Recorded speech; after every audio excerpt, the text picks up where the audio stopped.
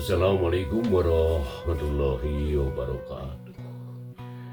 Wargi dina YouTube, dina channel Akman Dina Marat. Kumaha wargi sadayana dan ramang dengan dia. Pamugi bae serehatnya wargi, sehat jasmanina, sehat rohanina, digambirkeun rezekina oge, ditebihkeun dina walaina. Aya dina lindungan eta nabi panang dayungan Allah Subhanahu wa taala. Amin ya rabbal alamin. Kita bisa nu dipihara bisi geuring siang kalian wargi istri atau nabi moget anu parang siap-siap euy bade ngalemkeun deui Sundanya wargi. Carios masih di pedarnya eta masih sikulu dina dinten ieu wargi nyata bagian anu ka 60. Dina bagian nu ka-58 urang masih nyarioskeun harita anu nuju bandami. Terapi ngobrol antara psikolog sareng siluman buta teh nyatana sisa kunca jeung sisa kuncinya wargi. Harita di canak lemes ku psikolog tah. Ulah ngamuk eta buta teh. Tapi teh semang nubikeun anteu ngajirin buta harita sisa kunca. Mangga jeung ngadamkeun deuykeun karengsen. Heula marusuh teuing atuh. Sok adi Kang Linca sinaturuna lah ye ngararesep ngobrolna lah. Ari tiduan mah kitu ceuk psikolog bari teh bari nunjuk ka sakunci nu masih kene dina kareta. Atuh gancang di sakunci harita teh dititah turun. Teu lagi sakunci geus turun terus ngaliung ejeung psikolog. Ari sakunca pok nyarita deui harita ka psikolog. Sok geura ngomong ayeuna jeung adik kula geus turun tina kareta. Kula rupa disyaratna bisi kula ambek. Daek man diambek ku kula. Pikeun euy ngah moal sieun ku diambek. Komo ari euingna rumah salah mah. Boro-boro diambek sanajan dipaehan oge. Naon daek lah. Asal kudu satimpa jeung kasalahan euing. Tapi sabalikeun lamun euing teu boga salahnya, diambek teu bubuh. Tangtu ku euing bakal dilawan. Itu tah uing mah. Lah baik kira ngomong deui. Arek nanya naon ka kula mah. Saburu-buru garata reh beres. Cik sakunca bangun teu sabar. Syukur kunca kieu geuranya. Ari di dieu kaasupna kana alam naon ieu teh? Na masih kene di alam manusia atau geus di alam siluman? Di dieu geus aya di nagara siluman. Ngan ka nagara kaula mah jauh keneh. Dia mata pelwates jeung nagara jeung tapi masih keneh daerah kekawasan Raja Kula. Sabab ratu jin anu ngawasa ieu nagara geus tahu ka Raja Kaula. Ayeuna jadi sesobatan kitu tah pok rek nanya naon deui. Oh kitu nya. Paingan atuh mata kaget keur euing mah. Ari nagara jin teh saha tah nu ngaratuanana tah? Jeung deui jin naon ngaranna? Cik si kulup nanya deui bekiwani bae. Ngaranna jin jereng keneng. Anu huluna jereng keneng, ari huluna leneng teu bogaeun buuk. Jawab sakunca kalayan sabar. Oh paingan atuh pantes ngaranna ge nya. Oh gunul teh aya tatangkalan. Ngantan eueuh mah puluh kaplak. Jigana mah lamun nagara manusia henteu aya tatangkalan mah tangtu bakal kawas di nagara jin. Manusana moal barogaeun buuk, moal burung garunul kawas jin jereng keneng meureun. Rupana mani lestreng leneng sirana bolenang lah teu boga buuk. Alias teuing mudah-mudahan di nagara manusia mah ulah aya kajadian kieu.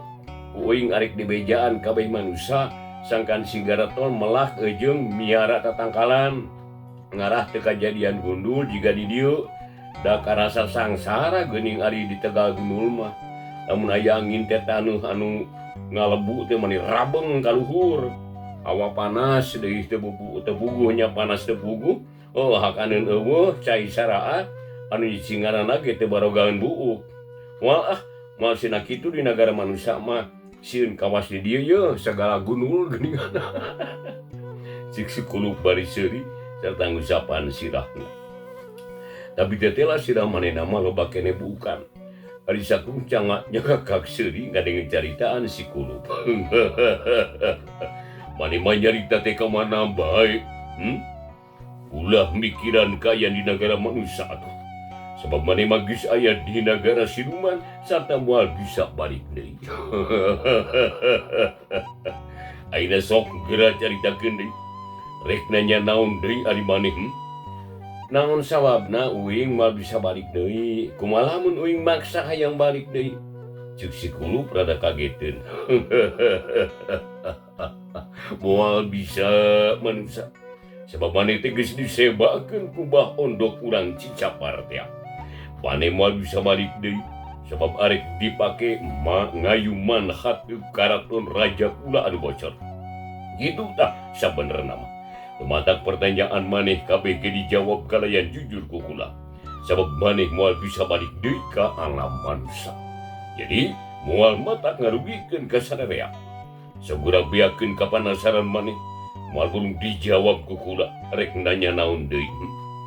Ceuk sakunca harita bangun teh sabar. Atuh bubu bae si kulup teh mani bungaheun. Sebab eta nu diteangan perkara balik deui ka alam manusia mah rek dipikiran engke we pandiri.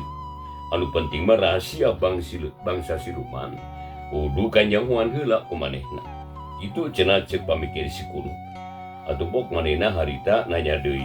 Nuhun kunca nuhun. Ayeuna uing rek nanya deui ieu teh nya tah. Keun wae lah uing mah masing arek dijieun tatapakan ge komo ari dijieun atuh mah dayana di luhur. Asal jawab heula pertanyaan uing kabeh. Ieu nya kunca ieu. Ceuk hiji beja cenah anu kungsi kadenge ku uing di negara manusia teh aya jalma gagah ngaranna teh Mang Itok. Ta eta Mang Itok teh kungsi tarung jeung siluman anu ngaku boga ngaran Sakunci. Tadina hal ieu Sakunci teh eleh jajaten cenah. Tah malah katawan ku manusia anu ngaran Mang Itok. Nah bener eta teh. Jeung deui Sakunci mana eta teh? Nah Sakunci nu ieu atawa lain deui kitu. Ceuk si kulup harita. Pokona mah uing kudu dibere nyaho lah. Ceuk si kulup dibari teh ka Sakunca, ari curugna nunjuk ka Sakunci. Bener eta teh manusia. Malah kula ge kungsi tarung jeung nu ngaran Itok sarta kula katitih pangarti ku eta manusia. Atuh Sakunci anu kungsi ditawan ku si Itok. Bener ieu pisan dimaksud maneh teh. Tarung geus kieu rek nanya naon deui. Syukur Sakunca. Uing jadi nyaho atuh ayeuna mah. Tapi uing can ngarti ieu teh. Naon sababna ayeuna Sakunci bisa bebas ieu teh. Saanu ngabebaskeunana jeung kumaha deui carana eta teh? Ceuk si kulup beuki semangat bae sabab loba pangaruh anu kapanggih dina waktu harita. Dah. Perkara eta mah kula teu pati nyaho.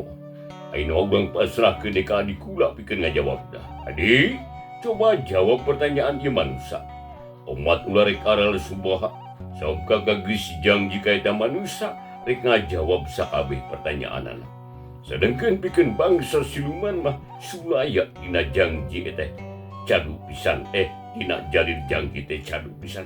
Kajen teh ancur jadi lebu jeung tibatan teu nadunan kana janji. Daharti henteu adi. Ceuk Sakunca bari ngareret ka adina atuh pok Sakunci ngajawab. Kaharti kakak, keun ku kuring urang jawab kabeh. Sabab moal aya rugina pikeun urang ngajawab nu nanya. Malah bakal alus jika nama lain kitu kakak. Ceuk Sakunci bari ngareret ka lanceukna. Bener adik bener. Da urang bangsa siluman pantang bohong jeung cadu sulaya tidak janji. Sok geura jawab ke adik. Ngara tere beres. Anu saterusna ieu manusia urang pasrahkeun ka Kangjeng Raja. Kakak, hei manusia, baheula memang kula kungsi di panjara ku si Itok. Tapi kula bisa bebas lantaran ditulungan ku Raja Siluman di dasar sagara. Serta kula bisa malikeun hukuman ka si Itok. Ayeuna manehna di panjara ku Raja Siluman di dasar sagara teh. Kitu tah lalakonna. Ceuk Sakunci harita bari ngareret ka si kulup, atuh si kulup teh mani bungaheun sabab teh caritaan Sakunci teh akur jeung dongeng bapana harpan pikeun ngabebaskeun bapana beuki gede bae pok si Kulup nyarita deui. Oh syukur ari kitu mah kunci euy, tapi siluman anu di dasar sagara teh tangtu aya ngaranna eta teh udah piro ku ari teu boga ngaran mah saha tah ngaranna jeung deui di mana ari di panjarana si Itok teh cik sakaliane uing bejaan ngara sagala nyaho cik si Kulup api-api can nyaho atuh pok sang kunci oge harita ngajawab deui teh punten wargi.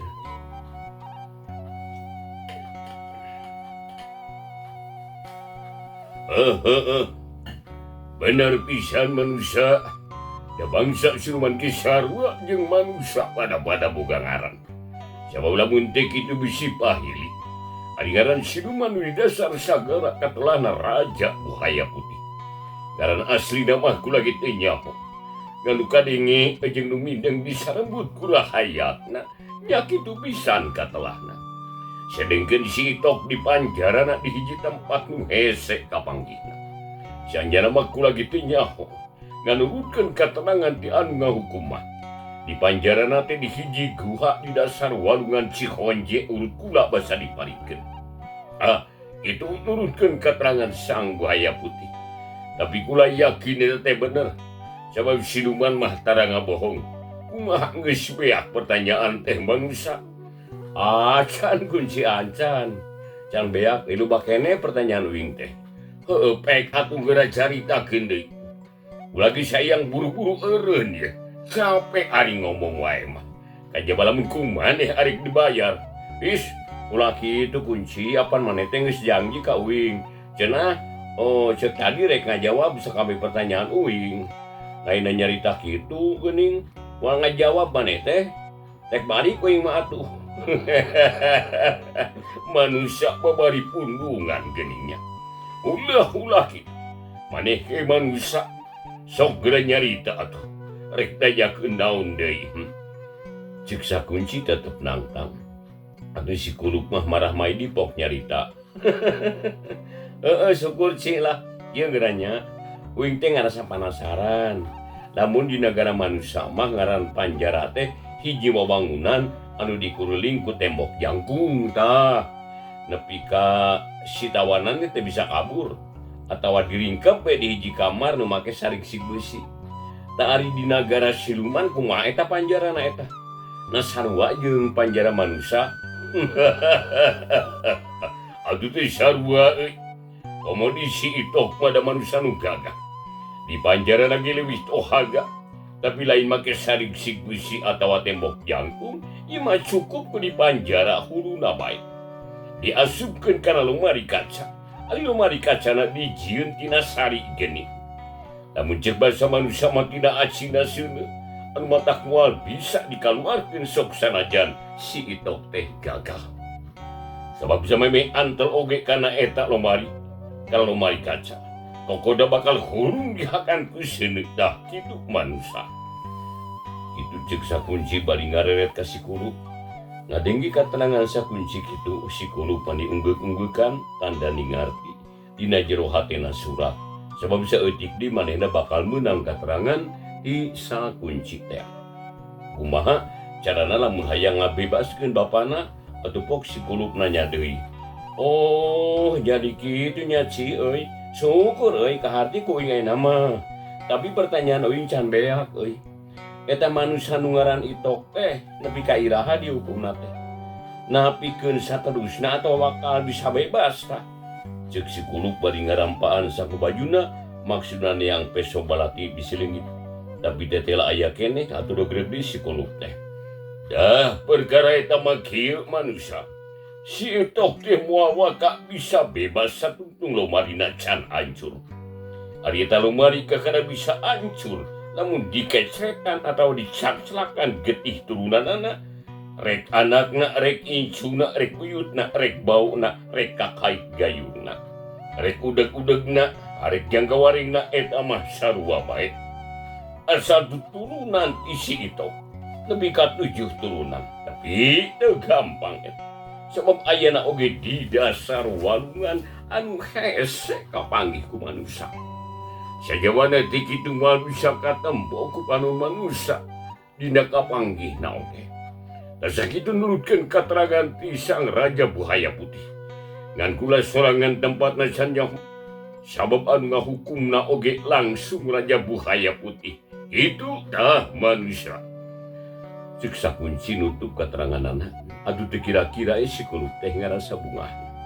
Sebab geus bisa manggihan jalan pikeun ngabebaskeun Mang Itok. Kalian teh sadar, cakakak si kulut seuri manila lenggakan dina awahing ku nikmat teh. Wargi masih ngadangkeun dongengnya dina YouTube dina channel lain manggina mara. Kasadiana anu nuju ngadangkeun nepi karesep oge kana dongeng Sunda ieu. Boy sedih pameget di mana bayi alamatna boncak dan tebihna. Jadi jeung ngadangkeun kesadiana nya wargi etang-etang landung Bang Brahmana ulah hilap subscribe-na sareng bunyi lonceng atau like and share-na oge. Bang noyakeun wargi sadayana nya. Ngaturkeun nuhun kasadayana. Anu parantos anu dacan tah diantos pisan wargi. Mangga wargi urang lajengkeun we lah ieu carios. Si kulut mah masih kene panjang kene wargi. Bagian ka-60 dan wargi mangga abdi ngadangkeun. Syukur pisan kunci. Maneh teh tetela bager sakunci. Tapi uing aya kene tanyakeun di ka maneh sakunci ieu. Lamun si Itok geus bebas, rek kumaha si kepanjeut jeung si Raja Buhaya Putih. Cik sakaliana jawab pertanyaan uing ngan sakitu deui tah geus beak kabeh. Cuk si kulut bari molohok ka sakunci. Ari sakunci teu boga curiga pok ngajawab kalayan sabar. Manusia lamun si Itok bebas. Dang teu kula mah cicingeun arek nampungan ka Raja Buhaya Putih. Nu saterusna si Itok bakal dipanjara di Buhaya Putih. Kajama lamun turunan si Itok bisa ngelekeun si Raja Buhaya Putih eta mah perkarana beda deui. Dah sakitu.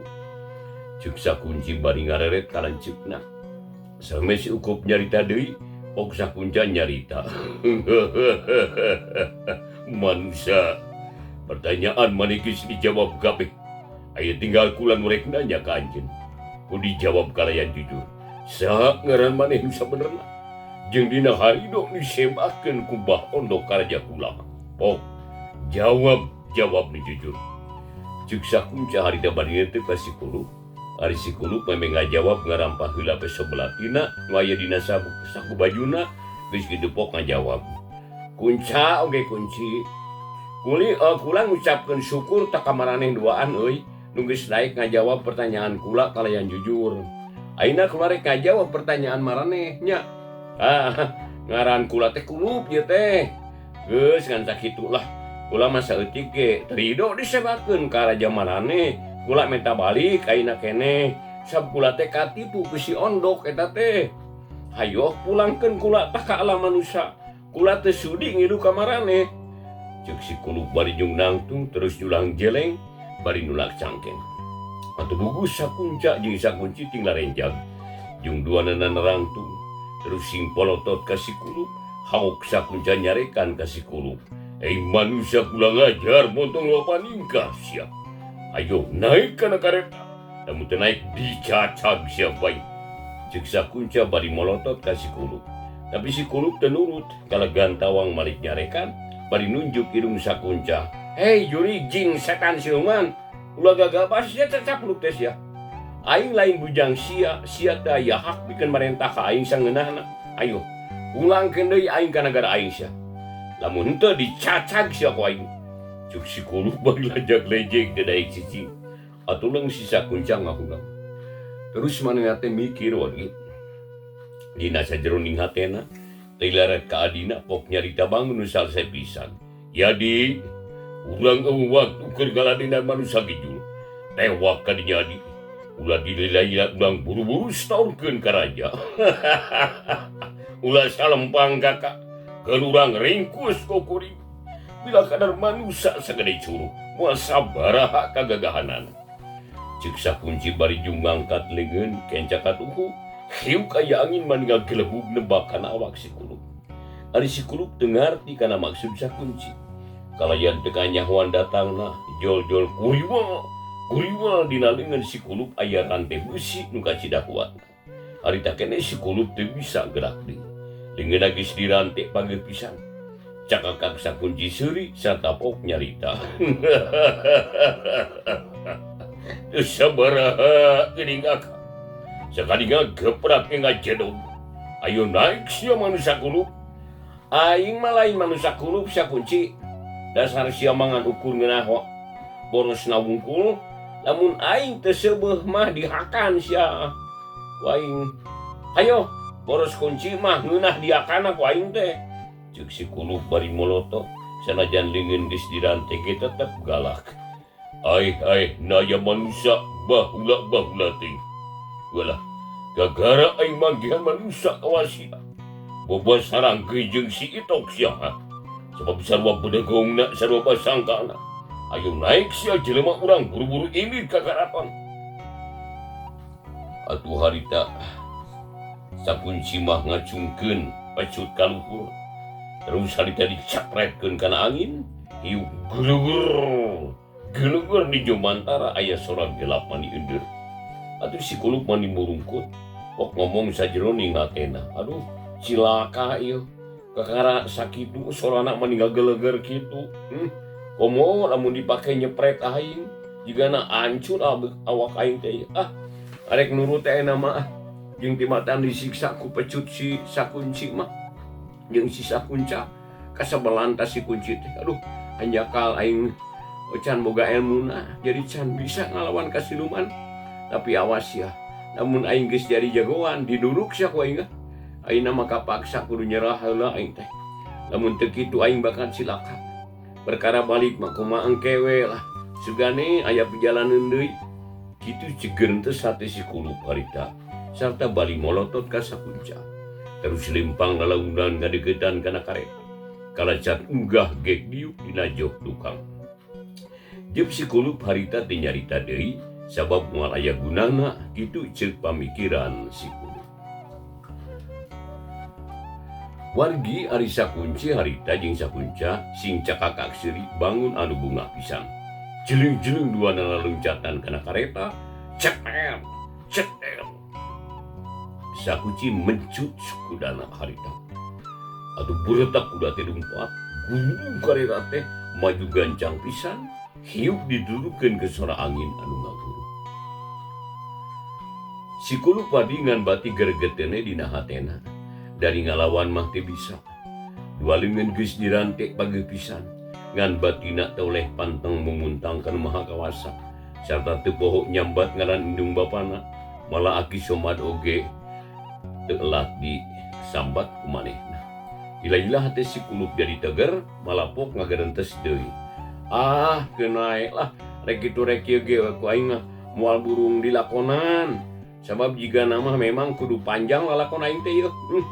Doakeun abdi teh Bapak, mudah-mudahan bisa ngabebaskeun Bapak tina genggeman si buaya putih ieu. Nya jalana mak geus kapanggih ieu teh. Ngan tinggal nunggu waktuna we buaya putih. Dagoan kadatangan aing sia buaya putih. Aing aduh nyarita ngacapruk aduh tina sasambat kana kumaha ieu teh aduh. Awas sia bogana buaya putih. Ceuk si kulup dina hatena nyaritana ngacapruk manehna. Dina waktu nu sarua keayaan di dasar sagara ngadadak jadi ngagola, cai laut atuh goyang harita teh. Ombak ngagulung pating jalegur jika nama susumbarna batin si kulup teh harita. Geus katarima ku siluman buaya putih. Kitu deui kumbang itok anu keur aya di jero guha. Sasambat batin si kulup teh geus tepi. Dina waktu eta cai walungan si honje ngadadak banjir, surana ngaguruh mata ketir, padahal harita teh aya hujan. Urang nembu loba anu singaringe hayita. Dengartieun kana naon-naon anu kajadian. Oreng kitu perbawana bangsa siluman mah. Wargi heureut sawatara waktu kareta nu ditumpakan ku sakunca jeung sakunci katut si kulup geus nepi ka panto gerbang nagara siluman buta. Brai panto dibuka ku para petugas jaga. Atuh glus kareta teh asup maju gancang pisan. Barang asup ka nagara buta si kulup paningalenjag sabab detail asa kudu dicaritakeun ku sakunca teh bener gening wargi. Jalan manusia, patok manusia, atau pagar manusia di tiiran, tatapakan, bilik, hatip, jeung segala rupa dangdanan. Loba bahan tina awak manusia. Jeung haridup keneh deh, atau psikolog teh mani bibiri gidigan, tapi jempewe teh nyarita. Ngan panona baik nugular giler urat reret, teu daek cicing nempuan kaya didinya. Unggal manggih anu matak serem, ukur ngarenghap narik napas panjang. Ngan hanjakal, lamun hayang usap beungeut teu bisa, sabab leungeunna dirantet teh. Tapi sok sanajan kitu ge pikiran si guru, tetep sehat tur waras, teu kapangaruhan ku bangsa siluman. Wargi kaayaan di negara teh beuki lila beuki caang. Si kulu rada ngahuleung nempo kaayaan kitu. Lain kaget ku kaayaan kituna, tapi ngarasa kaget peda asa geus kungsi manggihan kaayaan sarupa kitu. Atulang si kulu mikir nginget-nginget pengalaman geus kaliwat teh. Teu lila breh kagambar deui dina sawanganana waktu papanggih jeung bapana basa di jero buha teh. Atuh pok si kulu ngomong sajeroning hatena. Tetela kieu kabeh oge kaayaan di negara siluman. Jadi inget enang mah kaayaan di tempat hukuman bapak ge kieu pisan.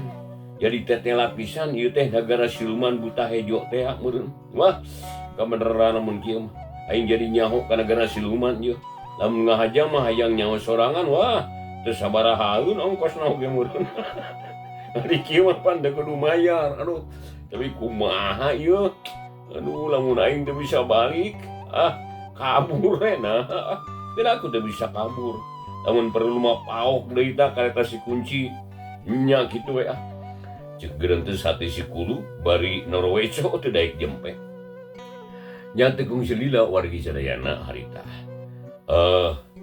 Srogarat kareta teh nepi ka pakarangan karaton. Si kulu harita ngarenjak di bae sabab nempo wangunan anu kasida gedena di. Jangkungna satungtung deuleu ceuk nu bohong mah. Da puguh imah buta teh kitu atuh. Sedengkeun imah manusia mah sok aya anu puluhan tingkat luhurna. Komodi ieu mah imah buta, tuluy karaton tempat cicingna Prabu Anom Lokawisesa. Ari si Raja Siluman buta hejo teh anu matak pantos si kulup arek ngarasa kaget ge. Ngan manehna teu daekeun loba carita, jempewe da bisi disebut kampungan ku sakunca jeung sakunci heula. Lajan nyage kakara nyaho pura-pura teu kaget lah si kulup mah.